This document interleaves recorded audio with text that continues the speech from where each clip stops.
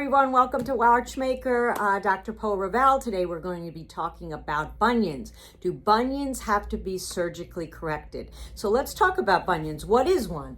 Bunions are a deviation of the big toe joint. All right, so that's where your big toe starts to move out. It makes the whole forefoot wider.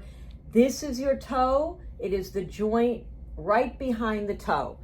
So when we talk about surgery for a bunion, there are a couple reasons why you may have to have it. Number one, if the joint itself hurts, you first want to treat conservatively, like injections and anti-inflammatories. But if there's a lot of arthritis there or a significant deviation in that joint, then you may have to have surgery. However, 70% of my patients come in and just have bump pain. So they may have a big bunion, but really they're complaining about just pain. And so what are the alternatives to bunion surgery?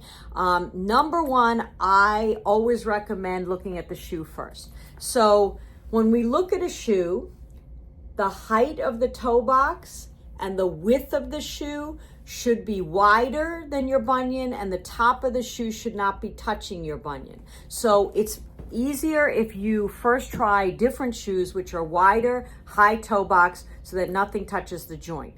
Number two, we always go with a custom orthotic. So this is one version of a custom orthotic.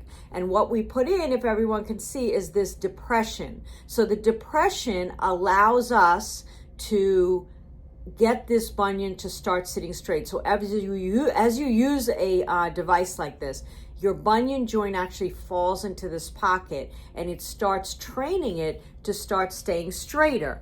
Number three, you can use these lovely things. They're called gel protectors. They either come with this addition or not. This addition protects the joint itself. But what this does is, I'll show you on my fingers, but what it does is it separates out the bunion joint from the toe next to it. So this should always be worn at least walking, because it starts to train the bunion to move over, but it can also be worn overnight. So what are we doing with these other conservative devices? In the shoe, you're protecting it from a shoe rubbing against it to reduce inflammation. The orthotic and the gel pad both are actually training the tendon. So whenever you have bunion surgery, you're not just dealing with the joint itself, but there are all these tendons that come off of it. And if you don't correct the tendon also, that bunion is coming back.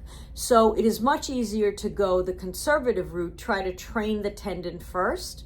And then if that bunion still hurts, you can go on to surgery. So those are my three go-tos to avoid bunion surgery. Change your shoe, add a custom orthotic, and add padding and everything you want to do on a regular basis. So hope this helps.